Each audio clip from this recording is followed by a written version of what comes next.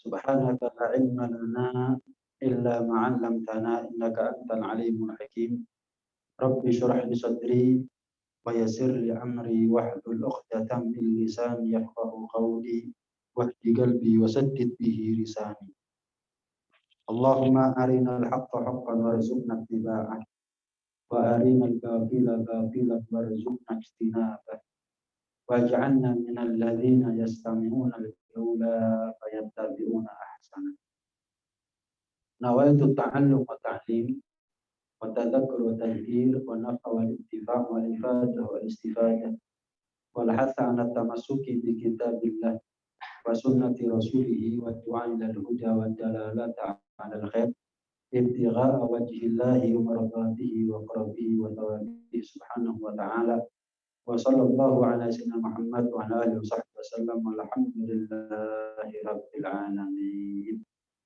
Qala al-musannif rahimahullah wa nafa'ana bihi wa bi 'ulumihi fid dharain amin.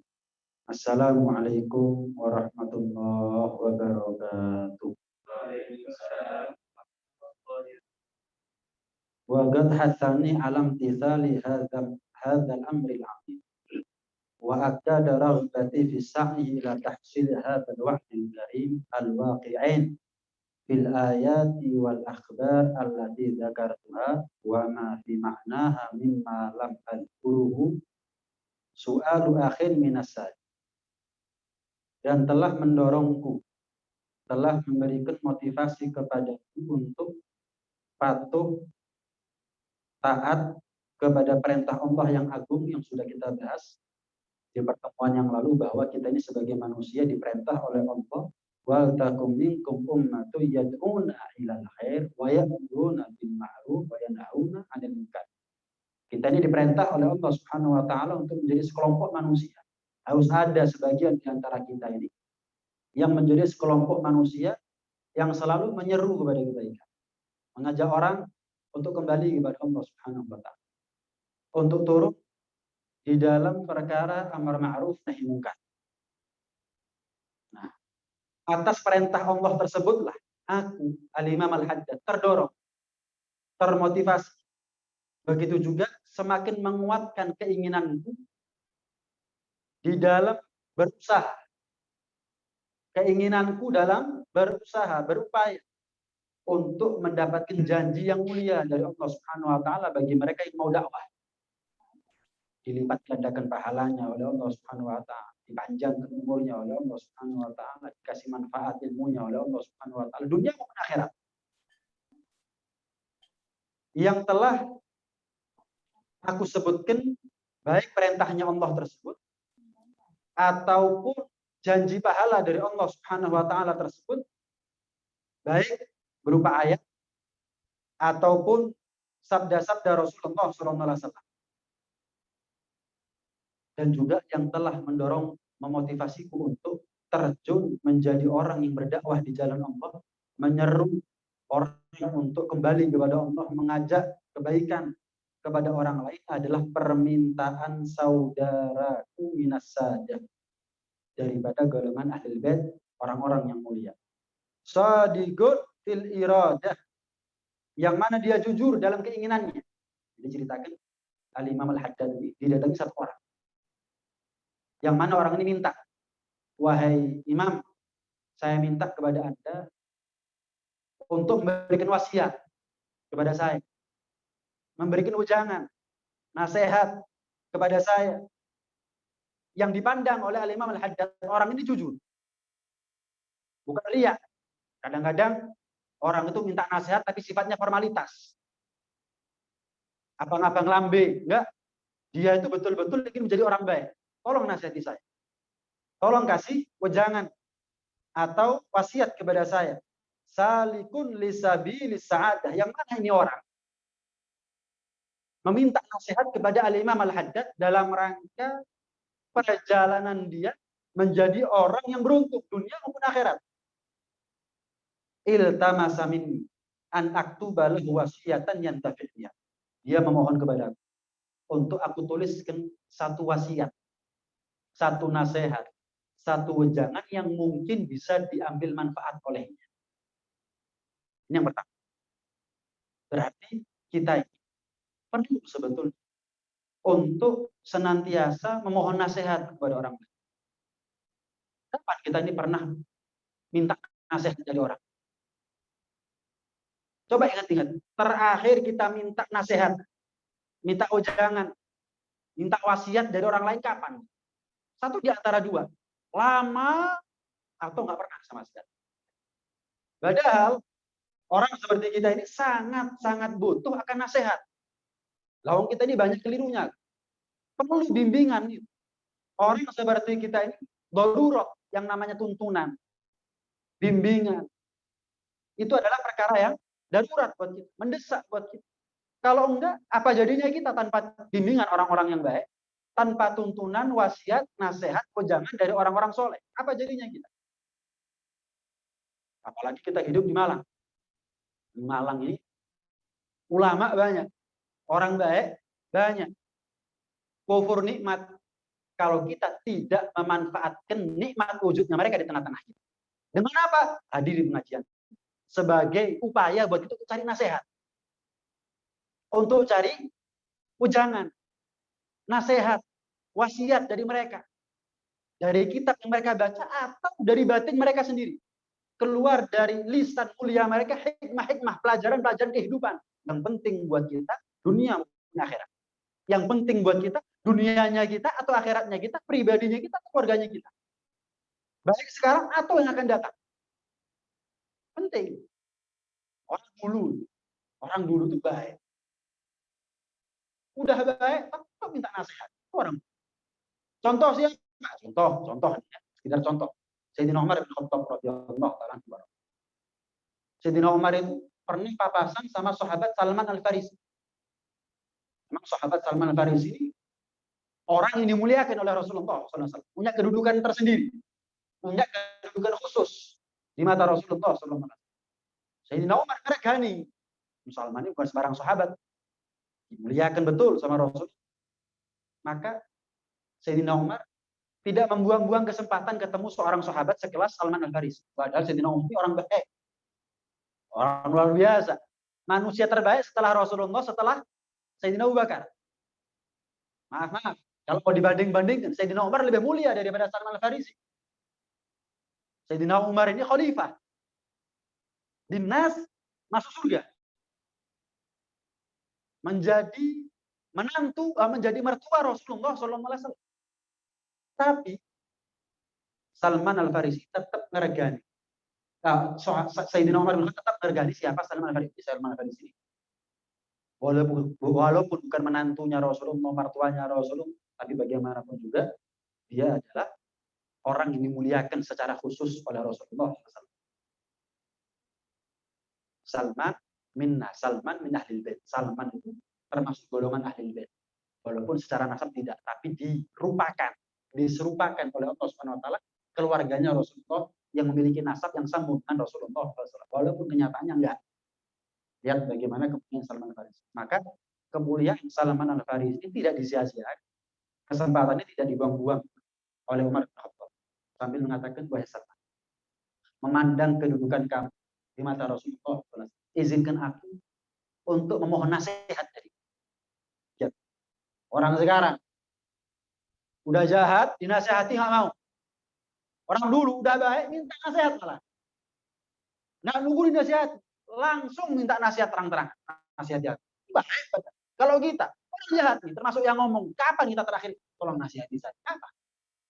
Kalaupun kita secara lisan nggak minta nasihat orang, bahasa tubuhnya kita minta dinasihati. Minta didakwahi.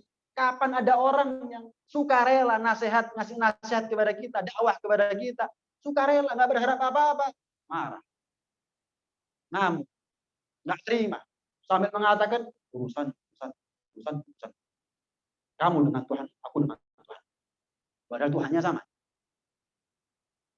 Kata Abdullah bin Mas'ud radhiyallahu anhu, inna min akbarid dzunub, termasuk dosa yang paling besar adalah ketika seseorang diajak bertakwa oleh Allah Subhanahu wa taala, diajak tobat, diajak sholat, diajak baik, dia menjawab apa? Alaika binafsik, urusanmu sendiri. urusan ini, ucapan seperti ini, jawaban seperti ini atas ajakan baik dari orang lain adalah termasuk dosa besar yang paling berat dipikul oleh seorang ketika dia menghadap kepada Allah Subhanahu wa taala. Banyak orang sekarang malah jadi statement. Nggak usah ngasih nasihat sama orang, mau jadi baik aja. Orang lain mau jadi baik, mau jadi jahat, terserah urusannya dia. Kamu bertanggung jawab sama Tuhan. Kamu juga bertanggung jawab sama Tuhan. Satu. Kadang-kadang, ngapain sih dakwah ini? Kalau kamu dakwah kepada saya, berarti kamu lebih baik daripada saya. Merasa lebih baik daripada saya. Jawabannya adalah, pertama, kita ini diperintah oleh Allah SWT untuk saling menasehati. Azan, itu seruan kebaikan. Ini pengajian dibuka, seruan kebaikan.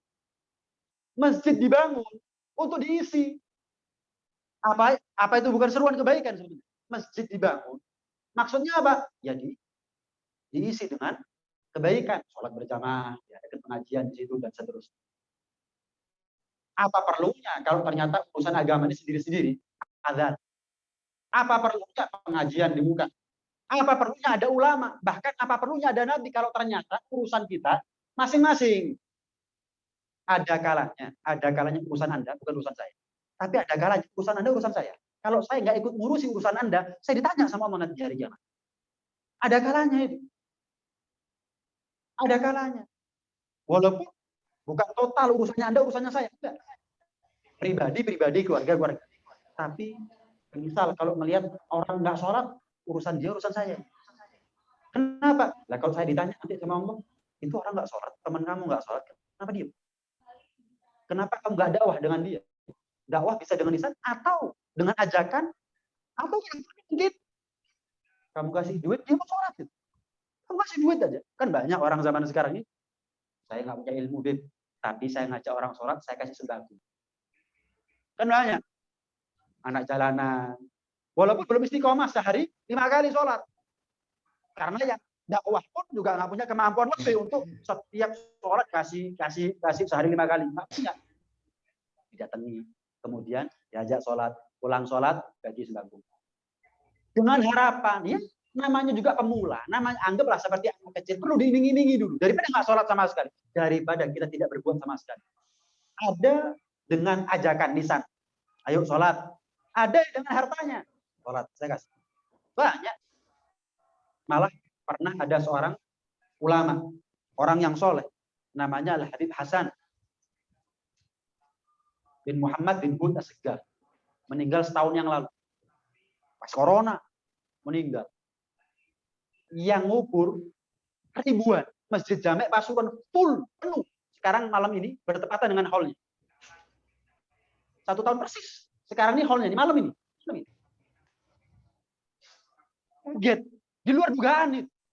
Bukan ulama yang ceramah kemana-mana. Bukan orang yang kalibernya nasional. Bukan. Tapi full Masjid Jamek. 2 tingkat loh. Full. Sampai ke Embong. Alun-alun. Bukan orang yang ceramah. Punya YouTube. Enggak. Orang sederhana. Mimin tahlil kemana-mana. Kendaraannya sepeda pancal. Dari Pasuruan kota. Kalau diundang ke Winongan. Nggak ada yang jemput. Sepeda pancal. Gitu. Tapi begitu meninggal. Semerbak harum. Ya begitulah orangnya. Ketika hidup dipandang biasa, meninggal baru orang tahu siapa dia. Singkat cerita, ada anak pang ikut nyolati sambil mereka menangis, menandakan bahwa mereka punya kesan nih sama almarhum. Kok nangis? Jangan nggak nunggu nangis, sudah anak pang nyolati ulama berarti ada apa? Sholat aja belum tentu kok sholat jenazah gitu. Nangis lagi tanya. Kamu punya kenangan sama almarhum? Sering. Bukan hanya saya, ini kawan-kawan saya ini semuanya punya kenangan. Apa kenangannya? Almarhum ini ngajak kami sholat. Setiap diantara kami dikasih uang 50.000 kalau kami sholat. Sekarang yang ngajak kami sholat siapa? Bukan kami menangis, siapa yang ngasih duit 50.000? Sekarang kami baru sadar. Siapa lagi yang ngajak saya sholat? Saya ketemu orang, kata anak pang ini, ribuan. Satu ada peduli sama saya. Dia kenal saya, enggak peduli sama saya, bahkan ngasih hadiah kepada saya. Sekarang meninggal, siapa yang peduli lagi sama saya? Belum tentu. Ini dakwah. Orang sekarang mentok, gampang nyerah. Bib saya nggak punya ilmu, hari. Bib saya nggak berani, Bib, hari. Saya nggak Apa? Nggak sampai hati, sungkan. Mari, wes, nggak ada kreatif itu nggak ada. Nggak ada. Seharusnya kan, oh saya nggak bisa dengan ilmu. Ya, lisan, ajakan, ayo sholat. Nggak perlu ilmu itu. Nggak perlu ilmu yang macam-macam. Ayo sholat. Nggak perlu ilmu macam-macam. Oh, saya punya harta. Oh, ini kalau sholat kasih uang 25, insya Allah mereka sholat. Sholat. Sholat. Ada lagi cerita Ali bin Segaf, ponaku ratusan tahun yang lalu. Ada tukang buruh, celananya di atas lutut. Dakwahnya nggak macam-macam. Bukan yang berarti haram, dosa, enggak macam-macam. Panggil, Pak, sini. Mudah-mudahan kasih rezeki yang halal, rezeki yang manfaat, rezeki yang barokah. Kepingin rezekinya lebih halal, lebih barokah, lebih manfaat daripada ini. Kepingin, Beb. Lain kali tutup auratnya, ini saya kasih celana. Kadang-kadang ini saya kasih sarung, jangan lupa sholat. Ini saya kasih celana, jangan lupa tutup aurat. Dakwah. Ini dakwah. Nggak mentok, nggak nyerah. Kita urusan dunia kreatif, urusan dakwah ngajak orang untuk berbuat baik. Nah, mungkin banyak alasan. Banyak alasan. Seharusnya kita kreatif. Oh, nggak bisa begini, nggak bisa begini. Seharusnya kenapa? Motivasi kita adalah pahala yang besar dari Allah Subhanahu Wa Taala. Nilai manfaat hidupnya kita. Kita ini kalau mau tahu siapa kita, kalau mau tahu siapa kita sesungguhnya, coba cek siapa orang yang mengambil manfaat dari kita. Itu siapa kita. Kalau kita merasa minim, sedikit orang yang mengambil manfaat dari kita, ya berarti peran kita hidup ini minim. Tenaga, enggak. Pikiran, enggak. Ilmu, enggak. Lisan, enggak. Duit, enggak. Pengaruh, enggak. Ini berarti bukan siapa-siapa berarti kita. Kudu sopo-sopo berarti. Tapi ketika kita merasa, alhamdulillah tenaga saya manfaat, pikiran saya manfaat, harta yang saya punya walaupun tidak seberapa manfaat, ilmu saya, pengaruh saya, tanda tangan saya. Nah, itu nilai kita yang sesungguhnya. Singkat cerita, ya tanya kepada Salman Farisi, Salman, nasihati saya, Salman. Nasihati Anda, wahai Umar. Siapa saya, siapa Anda, wahai Umar? Enggak, aku bukan nabi.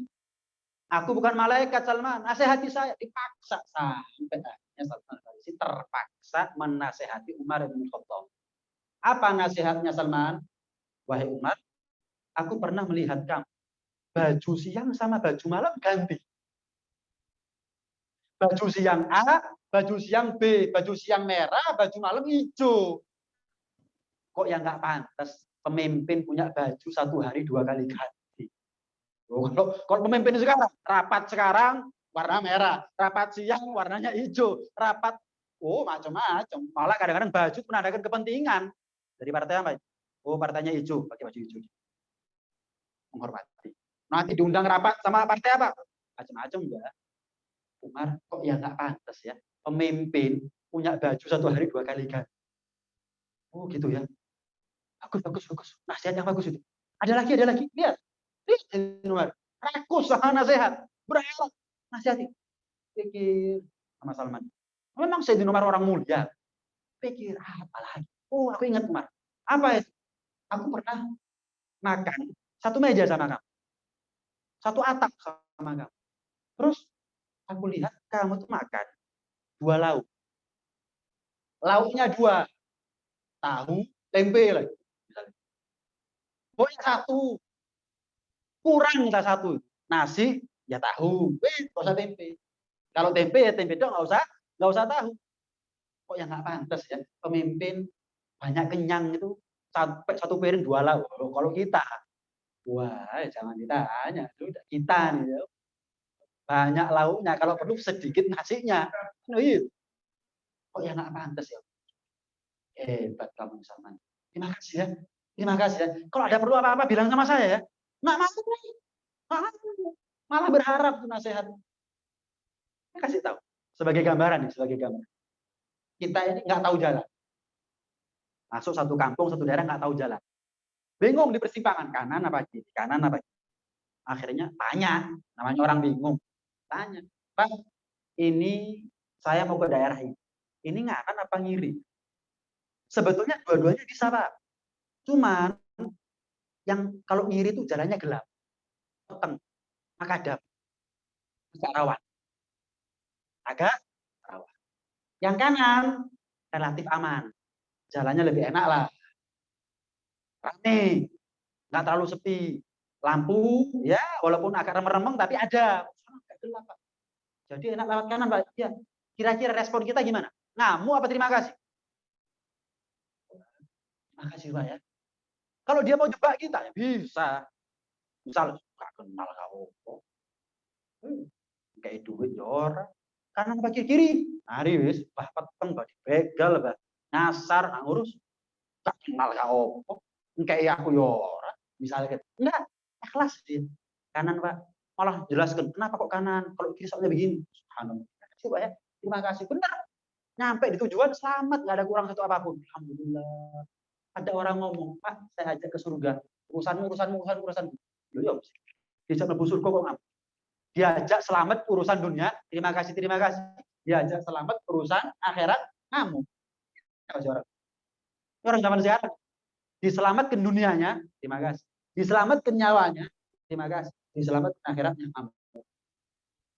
Nah, orang jahat banyak di zaman sekarang. Tak sedikit di antara mereka yang mau minta nasihat. Bahkan kalau perlu mereka dinasihati, mereka nggak terima. Semakin menjadi-jadi malah. Dinasihati, tambah jadi. Orang dulu banyak orang baik. Jangankan mereka nunggu dinasihati.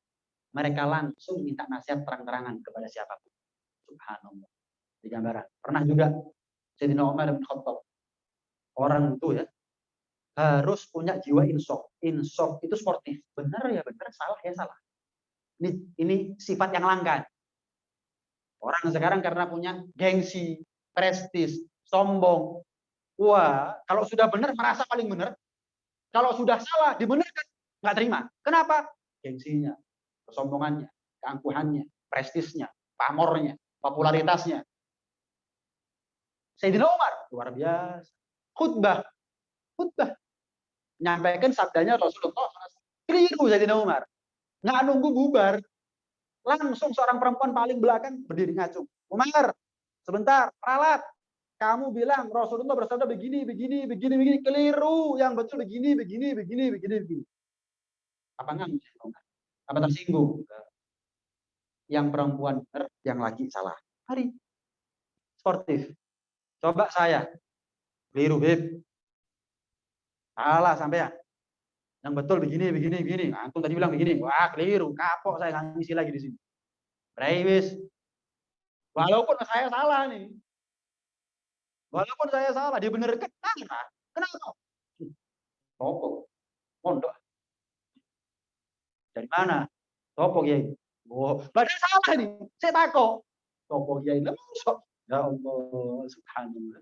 Karena prestisnya, kesombongannya, keangkuhannya, pamornya, wibawanya ingin dijaga walaupun salah tetap diakoni benar. Al-Imam Malik bin Anas yang datang mengajarnya ribuan. Karena ribuan, beliau di Masjidil Haram, ya di Masjid Madinah, Masjid Nabawi dikasih kursi. Yang datang ribuan, biar kelihatan semuanya maksudnya. Dikasih kursi. Ya seperti kalau kita pernah umroh haji kan ada kursinya itu, walaupun nggak terlalu tinggi. Sekedar orang kalau dari jauh kelihatan gitu aja. Tahu-tahu ada orang lewat sambil ngangkat suara. Gala Rasulullah sallallahu alaihi wasallam. Disindir ini Imam Malik bin Anas disindir. Gala Rasulullah bersabda, "Man tawadha'a rafa'ahullah wa man takabbara wada'ahum." Siapa yang tawadhu, rendah hatinya, nggak sombong, diangkat. Siapa yang sombong, jatuhkan oleh Allah Subhanahu wa taala. Langsung deredek Imam Malik bin Anas, yang namanya kursi langsung digeser, langsung duduk di bawah. Bukan terus ngajar. Gak laku. Enggak, Imam Malik nggak bilang gitu. Ngajar ini. Ribuan loh muridnya saya ini. Kok pakai nasihati segala? Saya juga tahu tuh hadis itu. Oh, nggak begitu. Langsung deredek. Takut duduknya beliau di atas kursi. Iya, jangan-jangan ada benih kesombongan. Langsung gemeter, disingkirkan itu kursinya, langsung deprok dari bawah. Ini sengaja. Subhanallah. Insaf. Benar ya benar, salah ya salah. Nah, itu selalulah kita ini menjadi orang yang selalu memberikan nasihat kepada orang lain. Nah, kemudian fa'ajabtuhu ila dzalik. Maka aku penuhi permintaan saudaraku tadi itu minta nasihat, aku penuhi. Aku bikin nasihat. Kitab ini isinya nasihat semuanya. yang sebetulnya ditujukan kepada permintaan saudara tadi. Tapi karena sudah jadi kitab, dicetak, ini segala macam, difotokopi ya, sampailah kepada kita. Fa'ajabtuhu ila dzalik raghiban fi ma taqaddam minal imtithal lil awamir. Kenapa? Kok aku penuhi permintaan dia? Imam, kasih saya nasihat. Iya, saya kasih nasihat kamu. Kenapa kok aku mau? Bukan sok. Bukan mentang-mentang. Enggak. Karena aku berharap ketika aku patuh sama perintahnya Allah untuk berdakwah, untuk ngajak orang berbuat baik, untuk ngajak orang untuk berbuat tobat dan seterusnya, aku mendapatkan keberuntungan akan pahala yang besar yang datangnya dari Allah Subhanahu wa taala, wa fi ma'unatillahi taala, dan keberadaanku, hidupku, hajatku semuanya dalam lindungannya Allah Subhanahu wa taala, dalam bantuannya Allah Subhanahu wa taala. Wa ayyakuna subhanahu fi hajati ala bima akhbara bi rasuluhu anhu fi qawli ala salatu wassalam. Dan aku berharap dia minta nasihat, aku nasihati. Aku berharap aku termasuk di antara mereka yang hajatku ditanggung oleh Allah Subhanahu wa taala. Yang hajatku, kebutuhanku itu ditanggung oleh Allah Subhanahu wa taala sesuai dengan kabar yang dibawa oleh Rasulullah sallallahu alaihi wasallam. Apa? Allahu fi aunil abdi maka nal abdu fi auni akhi. Allah itu senantiasa dalam keadaan melindungi seorang hamba, membantu menolong seorang hamba, perhatian peduli kepada seorang hamba selagi si hamba itu peduli dan membantu menolong orang lain. Jadi kalau kita ingin ditolong langsung oleh Allah, tolong orang lain. Simple. Semeru, bantu. Wah, kita nih langsung ditolong oleh Allah Subhanahu wa taala. Langsung dalam keadaan dilindungi oleh Allah Subhanahu wa taala. Bisa, ini sebagai contoh. Apapun kebutuhannya orang kita penuhi. Kemudian saat itu juga kita mendapatkan pertolongan, perlindungan dari Allah Subhanahu wa taala, dan tidak ada sesuatu yang paling afdol daripada permintaan seseorang untuk kita penuhi kecuali permintaan seseorang, alimuni, ajari saya, nasihati saya. Ini permintaan yang paling afdol, yang wajib untuk kita tuhi. Jadi siapapun panjenengan, sedikit banyak ilmunya panjenengan, siapapun panjenengan, artinya sebaik atau sejahat apapun, nauzubillah, panjenengan, ketika ada orang datang kepada Anda minta nasihat, nasihati saya Pak. Jangan ngomong, jangan ke saya, jangan. Itu kesempatan buat jenengan untuk mendapatkan pahala yang besar. Bukan Anda menjemput pahala, tapi pahalanya yang saat itu menghampiri Anda. Nasihati saya, nasihati. Sedikit banyak ilmu yang kita punya, sampaikan. Sedikit banyak pelajaran hidup yang kita punya, sampaikan. Apa pengalaman yang kita punya? Oh, saya pernah begini, alhamdulillah begini. Sampaikan. Oh, saya pernah begini, akhirnya begini. Nyesal saya, jangan sampai begitu ya. Sampaikan, selesai. Selesai. Paling afdalnya sedekah adalah ta'limul jahil. Ngajari orang yang jahil. Orang nggak punya ilmu agama, dikasih ilmu sedikit-sedikit. Itu paling afdalnya sedekah. Kalau sedekah duit, sedekah makanan, sedekah sembako, dimakan habis. Dipakai, lapuk. Dibangun, runtuh. Tapi kalau sedekah berupa ilmu agama, nasihat, itu yang terbangun adalah jiwanya seseorang. Nah, jiwa ini abadi. Manfaat daripada jiwa yang terbangun karena nasihatnya kita itu manfaatnya abadi. Dan manfaatnya menular. Dia sebagai orang tua, anaknya tertular kebaikan itu. Dia sebagai suami, dia sebagai kakak, dia sebagai apapun. Orang yang ada di sekitarnya dia, kalau dia mendapatkan manfaat dari nasihatnya kita, akhirnya hatinya terbangun, jiwanya terjaga, jadi orang yang melek. Maka kapan dia menjadi orang baik, berubah, tobat, yang lain itu juga mendapatkan manfaat. Minimal inspirasi. Dulu fulan itu begini. Dapat nasihat siapa ya? Kok berubah? Akhirnya orang lain berkaca, bercermin. Kalau dia bisa tobat, berubah, kenapa saya nggak bisa? Loh, apakah itu nggak menjadi ladang, lumbung pahala buat kita yang ngasih nasihat sama dia? Kita nggak tahu hidayah. Kita nggak tahu hidayah. Hidayah dari siapa? Ada kalanya orang itu tanya dengan lisan. Ada kalanya orang itu tanya dengan bahasa tubuh. Kalau ada orang tanya dengan bahasa lisan, mungkin jarang. Kepada kita tanya secara lisan, terang-terangan, nasihati saya. Tapi bahasa tubuhnya minta dinasihati banyak. Nah, jangan menunggu orang itu terang-terangan minta nasihat kepada kita, baru kita nasihat. ketika bahasa tubuhnya sudah minta dinasehati, terlepas kita ini bukan orang baik juga, terlepas siapapun kita, nasihat. Jika kita merasa kapan saya menasihatinya tidak ada mabarok, nanti dinasehati gelut, ya jangan dinasehati. Nanti kalau dinasehati putus silaturahmi, jangan dinasehati. Di situ akan aja dapat hidayah. Tapi kalau kita merasa enggak, saya sama dia baik, koncoplek, kepala-kepalaan bareng, misalkan saking rekatnya kapan dia maksiat, kalau saya nasihati nggak mungkin dia marah, tersinggung, itu nggak mungkin, paling dibalas guyonan sampai kan wong cuma dibalas guyonan kok.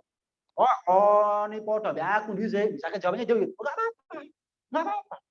Nah, makanya itu saya sama seperti kamu. Tapi sekarang saya sudah enggak. Nah, kalau saya bisa seperti itu, kenapa kamu enggak? Ayo.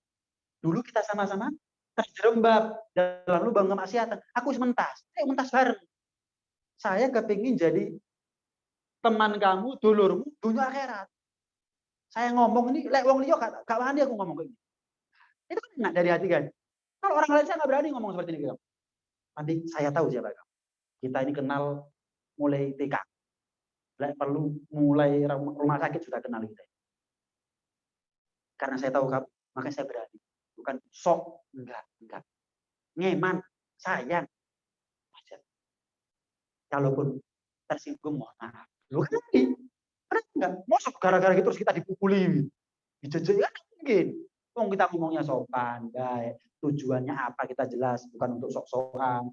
Yang mentang-mentang tobat terus ngajak-ngajak orang. Kan. Ayo dulur dunia akhirat. Saudara di dunia, saudara di surga. Ayo. Selesai. Mungkin bahasa lisan dia nggak minta dinasihati. Tapi bahasa tubuhnya, lisan hal, bahasa tubuh. Afsoh, lebih fasih daripada lisan qalb, daripada bahasa lisan. Bahasa tubuh seseorang lebih fasih, lebih wungkul, lebih nyoto daripada bahasa lisan. Artinya kalau bahasa lisan nggak minta nasihat, jangan dianggap berarti dia nggak butuh nasihat. Ya, mungkin bahasa lisannya nggak butuh nasihat, tapi bahasa tubuhnya dia butuh akan nasihat. Dan bahaya bagi orang yang tahu ilmunya, diem akan kemaksiatan di hadapannya. Dia nggak mau berdakwah dengan nasihat-nasihatnya, dengan ajakan seruannya, dengan ucapan dari hati ke hatinya. Enggak, wis gak enak, wis sungkan, wis izin, siapa saya nggak punya ilmu, bla bla bla bla. Diem dia. Wailun lil alim idza sakata ala ilmi. Celaka kata Nabi bagi orang yang berilmu yang dia diem dengan ilmu. Wa wailun lil jahil sakata ala jahl. Dan celaka bagi orang yang nggak punya ilmu, diem tok. Sudah tahu jahil, dia nggak mau belajar. Sudah tahu punya ilmu, tapi nggak mau menyampaikan, sama-sama celaka. Sama-sama celaka. Yang hak sekarang ini, yang hak seolah-olah batil. Yang batil seolah-olah hak. Yang hak menjadi sama. Sehingga apa yang hak dianggap batil sama sekali. Apa yang batil dianggap hak, dianggap lumrah, dianggap wajar, dianggap normal sama sekali. Kenapa? Karena yang jahil nggak mau belajar, yang punya ilmu nggak mau menyampaikan. Yang hak-hak, batil-batil. Jadi akhirnya yang merata, yang nampak di permukaan adalah yang batil. Bukan yang hak. Seandainya sebaliknya, yang jahil mau belajar, kepingin tahu yang mana sih yang hak, yang mana sih yang batil. Kemudian yang tahu ilmunya menyuarakan, ini loh yang hak, ini loh yang batil. Maka yang tampak bukan hanya yang batil, yang hak pun juga akan tampak. Minimal jadi saingan. Ini yang hak, ini yang batil, terserah. Setelah itu mau ikut hak atau ikut yang batil, hidayah bagaimana. Tapi kalau sekarang yang ada yang batil yang nampak. Karena yang batil yang nampak, yang belajar nggak mau, yang jahil nggak mau belajar, yang ilmunya nggak mau ngajar, diem 1000 bahasa. Akhirnya yang nampak yang batil. Ketika orang menyuarakan yang hak, dia dicap aneh. Wah, nggak normal. Wah, ekstrim. Wah, radikal. Wah, yang keras. Padahal nggak keras. Cuman yang hak ingin ditampakkan ketika orang lain berusaha untuk menyembunyikannya. Atau berusaha untuk merahasiakan yang hak. Mematikan apa yang hak. Nah, karena itu hadirin sekalian rahmatillah Allah Subhanahu wa taala, dua pelajaran mesti kita ambil. Jadilah kita ini orang yang selalu berharap nasihat dari orang lain. Jangan malu-malu, jangan segen-segen untuk minta nasihat kepada orang. Apalagi kalau kita yakini ini ulama, kemudian ini orang soleh. Kita kalau ketemu ulama kan cuma minta doa. Jarang. Bib, Yai, Ustaz, nasihati saya. Jarang. Doa sering. Mulai sekarang biasakan sebagaimana kita sering minta nasihat. Yang kedua, selalulah kita ini berupaya itu menjadi pendakwah. Pendakwah yang saya maksud bukan ceramah kemana-mana, jam terbang tinggi, pegang mic di atas podium, dan dakwah tidak monoton hanya ada di situ. Carilah peluang sebesar-besarnya untuk kita menjadi pendakwah. Seperti yang saya sampaikan tadi, ternyata banyak orang yang kita nggak tahu, mereka dakwah. Dengan apa? Dengan duitnya. Dengan ajakannya sholat, kasih duit. Kasih sembako. Ayo hadir pengajian, nanti pulang, yang nggak mampu ini, yang fuqara masakin, kasih beras, kasih minyak, kasih gula. Nggak apa-apa. Nggak apa-apa. Sehingga ketiadaannya kita akan terasa bagi mereka.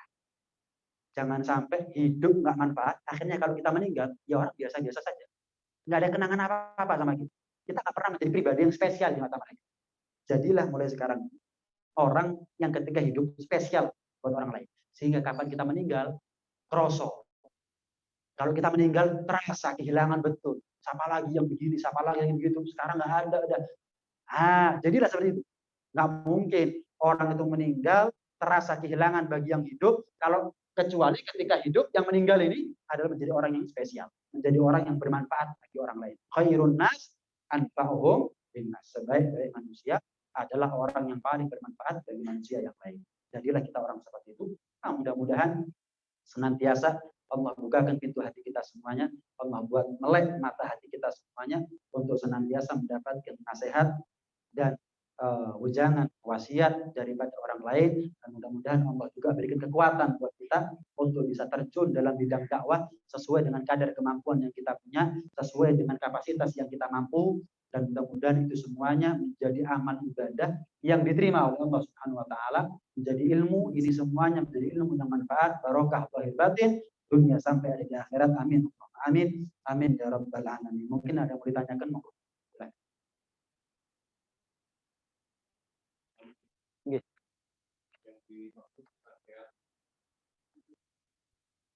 Ketika ada orang maksiat, secara lisan dia nggak minta nasihat, tapi secara bahasa tubuh dia minta dinasihat. Ini orang maksiat, ini perlu dinasihat. Itu gambaran. Ada orang, saya ini begini, tolong nasihati saya. Gimana caranya saya tobat? Gimana caranya saya berubah? Gimana caranya saya jadi orang lebih baik daripada sekarang? Ada orang secara lisan, ada orang yang maksiat, ada orang yang maksiat. Secara lisan dia nggak minta nasihat, tapi kan kita tahu ini kan nggak boleh. Ini kan berarti secara bahasa tubuhnya dia mengindikasikan nasihati saya. Walaupun mungkin dia kalau nasihati tersinggung, nasihatnya dinasihat. Jelas ya? Nah, ya, selagi tidak ada madorot, selagi tidak ada madorot, sekiranya kalau kita nasihati, kita nggak khawatir, wah nanti kalau saya nasihati, kan ada orang yang mungkin nggak terlalu akrab sama kita, tahu-tahu kita nasihati, itu nggak gampang. Tapi kan juga banyak. Cobalah isi HP kita di berapa orang sih? Ribuan atau ratusan? Masuk satu di antara mereka nggak ada yang menjadi peluang kesempatan buat kita untuk dakwah sama dia. Itu isi hatinya kita. Kalau orang baik semuanya, kan enggak. Pasti ada peluang buat kita untuk berdakwah kepada mereka. Dengan cara apa? Misal, kalau bicara kekinian, pasang status nasihatnya ulama, ceramahnya ulama. Dengan niat apa? Saya nggak bisa lihat secara langsung, takut malah bukan jadi baiknya. Tapi kalau saya pasang status kan jadi umum, siapapun bisa nonton. Saya niatkan ini cara untuk dakwah. Misal, apa? Tapi mungkin ada orang yang nggak cukup hanya begitu. Siapa? Anaknya kita? Ya nggak bisa dong. Dengan alasan saya nggak enak nasihati anak, nanti kalau nasihati minggat. Terus pasang status saya wis ya nggak bisa. Jadi anak kok model status.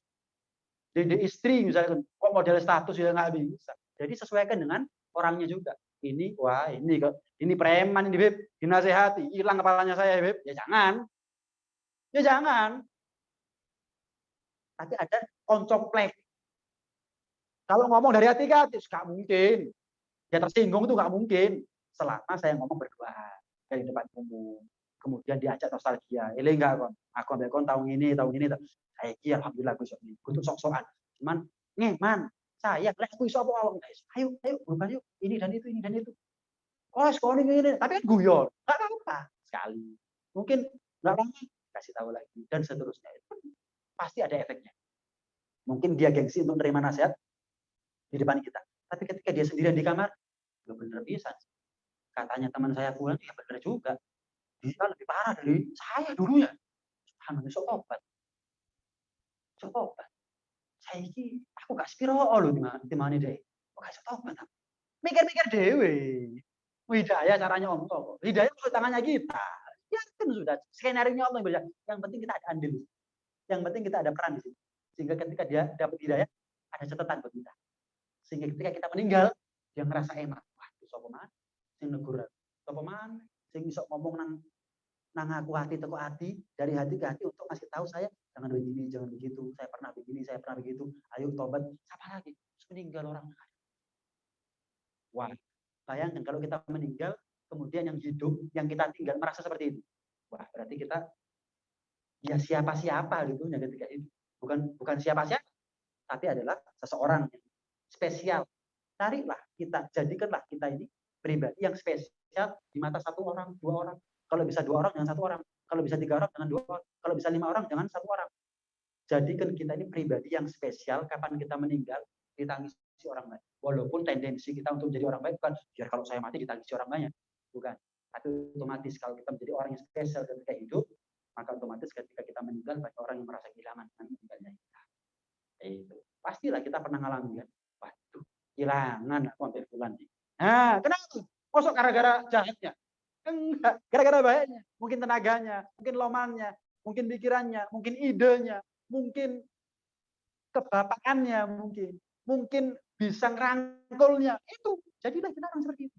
Kita ini cuma ngeman-ngeman tapi kita ngeman sama awake dhewe. Seharusnya sebagaimana kita tahu ada orang yang kita rasa spesial ketika dia meninggal, kita merasa kehilangan, jadi kita sama seperti orang. Nah, yang lain. Jadi, boleh. Mengenai yang kita tahu ancaman bagi orang yang tahu ini tak. Nah ini ada ilmu yang wajib, ada yang apa dua-duanya ini? Iya. Selain beban. Iya.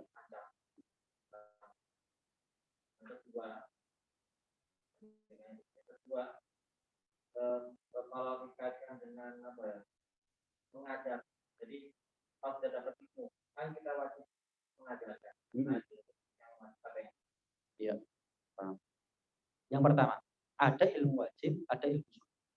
Setiap ilmu harus kita amalkan. Yang dikatakan wajib, sehingga kalau tidak kita lakukan terancam dosa, neraka, sesat, itu adalah yang wajib.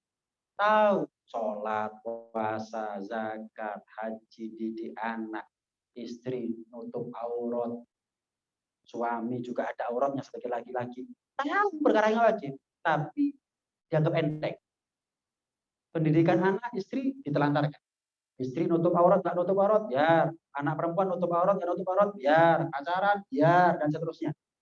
Ini yang diancam berat oleh Allah Subhanahu Wa Taala. Kenapa? Dosa. Nggak boleh dilarang. Ancamannya neraka. Kalau nggak mau tobat sesat. Kenapa wajib? Adapun yang sunnah, kalau kita tahu ini hukumnya sunnah. Misal sholat pakai siwak, hukumnya sunnah. Tapi nggak diamalkan, ya nggak berdosa. Cuman kehilangan pahala, kehilangan fadilah, kehilangan keutamaan. Lawang enteng dapat pahala besar, kenapa nggak diamalkan? Ya rugi tuh. Ya rugi. Siwakan sama nggak siwakan. Sholat yang siwakan 2 rakaat itu 70 kali lebih afdal daripada sholat yang nggak pakai siwak. 70 kali. 1 juta sama 70 juta. Yang mana lebih banyak? Jelas. Saking ngeruh, dia sampai malas jawab. Saya punya uang 1 juta sama 70 juta. Pilih jenengan, pilih yang mana? Jelas lah. Waras kabeh. Insya Allah yang nggak waras pun milih 70 juta. Ya. Jelas kan? Sholat pakai siwak 70 kali lebih afdal daripada sholat pakai siwak. Pilih mana kita? Nggak pakai siwak.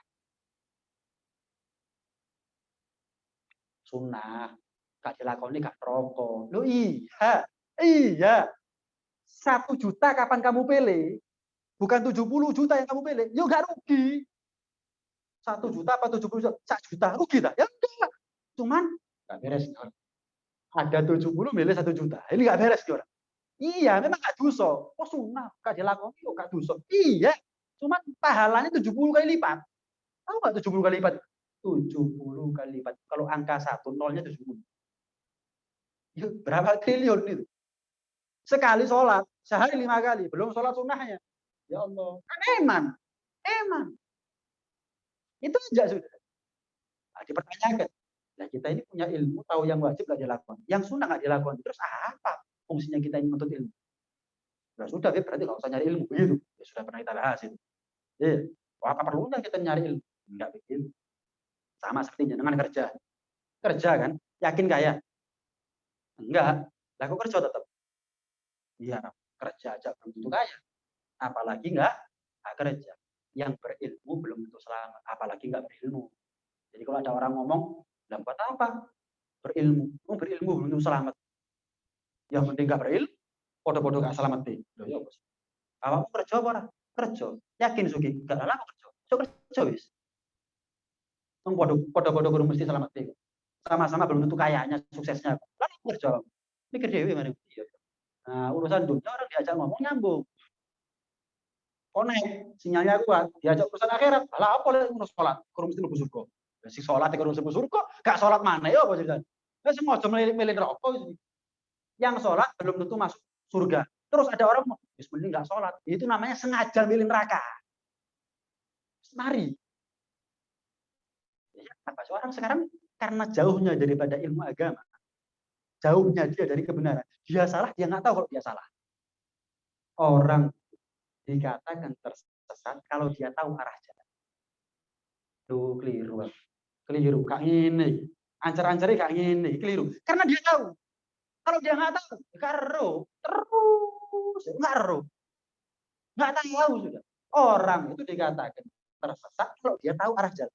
Oh, saya keliru. Mestinya ngiri. Cuman saya lupa. Kok kanan saya tadi. Nah, tahu. Yang balik. Tapi kalau dia nggak tahu, jauh daripada kebenaran. Salah. Nggak ngerti kalau salah. Salah. Cara berpikirnya, mindsetnya, pola pikirnya salah. Nggak ngerti.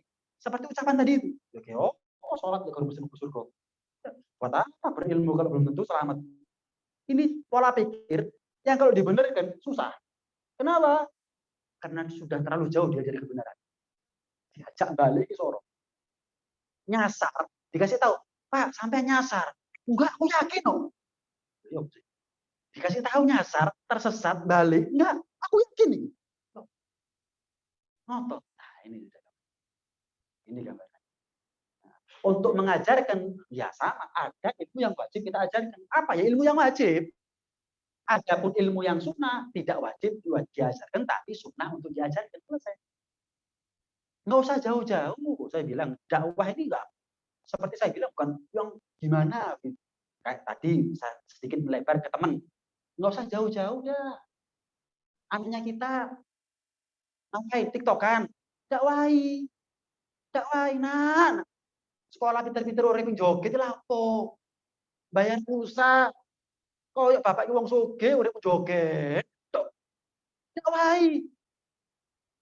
Saya ini kalau mati nah kamu joget pasti bapak iyo nah kudungan bapak si urip kok gak kudungan ya boleh bapak mati kudungan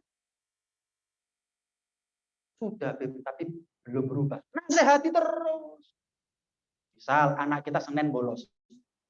Kira-kira Selasa dalam tanda kutip didakwai untuk masuk enggak? Didakwai masuk. Ayo, kemarin sudah bolos. Sekarang Selasa, masuk bolos mana? Bolos mana? Rebu. Tetap didakwai. Bayar lihat ikut lalu dulu. Tetap. Iya, neter kita. Dakwah. Kenapa? Masuk. Pinter. Bayar. Orang zaman sekarang Udah Bib, tak dakwahi Bib. Kok sudah? Bolos sekolah diteter, dakwah, mari Bib. Lah yo. Nah kalau sudah orang tuanya yang berharap dari anaknya, mau siapa yang berharap kok soleh anak-anak? Kok ngomong mari-mari itu? Kalau tugas kita sudah selesai, kapan dia yang meninggal atau kita yang meninggal? Selesai. Jadi marinya kita bukan di depan saya. Jenengan jangan ngomong selesai, Bib. Jangan ngomong di depan saya, ngomongnya di depan om. Artinya apa? Selagi jenengan bisa ngomong sama saya, berarti jenengan masih punya waktu untuk dakwah. Tapi ketika jenengan sudah nggak punya kesempatan lagi ngomong sama saya, ya berarti waktunya Anda untuk bertanggung jawab kepada Allah Subhanahu wa taala. Itu seharusnya. Jadi kita kan nggak urusan duniawi, pinter dalam urusan akademik, masya Allah dakwahnya. Wah, luar biasa dah. Jutaan dah. Ratusan juta. Mau jadi dokter, mau jadi TNI, mau jadi kita banding. Seperti saya bilang, kunjungan, joget-jogetan, pergaulan, pacaran, pakaian yang ketat, pakaian yang tipis, yang nerawang, istri kita, ya, pakai jilbab atau enggak, dakwai. Bukan dipaksa diseret, kudu jilbab. Enggak. Kita nggak diperintah begitu. Kudu. Cuman istri double-double dosanya. Pertama, sudah nggak jilbaban, diperintah suami nggak nurut. Padahal suami ngasih perintah kebaikannya dia. Baiknya dia, baiknya suami. Nggak mau, double dosanya. Kita nggak diperintah jilbaban. Nggak mau, tak cerai lagi. Ya nggak harus juga. Tak kata, kita ini diperintah dakwah bukan untuk memaksa orang harus berubah. Yang bisa memaksa adalah Allah Subhanahu wa taala. Innaka la tahdi man ahbabta walakin Allah yahdi man yasha. Kita nggak bisa merubah atau memberikan hidayah kepada siapa yang kita mau. Allah yang bisa merubah. Nah, kita cuma dakwah. Tapi kalau kita menelantarkan dakwah kepada mereka, keluarga kita, ya dosanya mereka, dosanya kita. Tapi kalau kita sudah dakwah, sampai kita mati atau sampai mereka mati, nggak berubah. Ya sudah, dosanya mereka, ya dosanya mereka. Saya sudah berubah. Tak dungakno yo wis, tak tirakati yo wis. Saya puasa biar anak saya soleh-soleh, ayo wis. Saya ngajikan ya sudah. Saya eret-eret untuk hadir pengajian, untuk dekat sama ulama, yuk gak tertarik, balik mana, sampai saya mati atau sampai dia mati. Wis, dosamu. Bukan dan akhirat penting, Pak. Anak nggak peduli lagi sama orang tuanya, orang tua nggak peduli lagi sama anaknya. Keadaan akhirat penting. Nah, itu kewajiban. Nah, mudah-mudahan Allah jaga keluarga kita semuanya.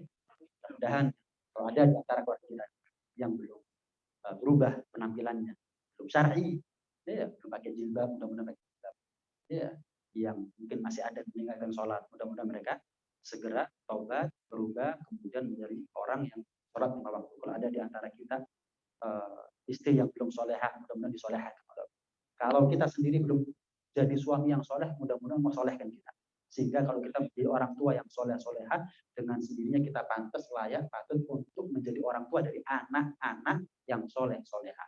Nah, mudah-mudahan kita kumpul dunia akhirat, di dunia dalam keadaan bahagia, di akhirat dalam keadaan mulia masuk surga, mendapatkan syafaat baginda besar Habibina Muhammad sallallahu alaihi wa ala alihi wasallam ala hadhihi niyyah wa ala kulli niyyah salihah wa ila hadratin Nabi Muhammad sallallahu alaihi wa ala alihi wasallam sirri asrarul Fatihah. Alhamdulillah.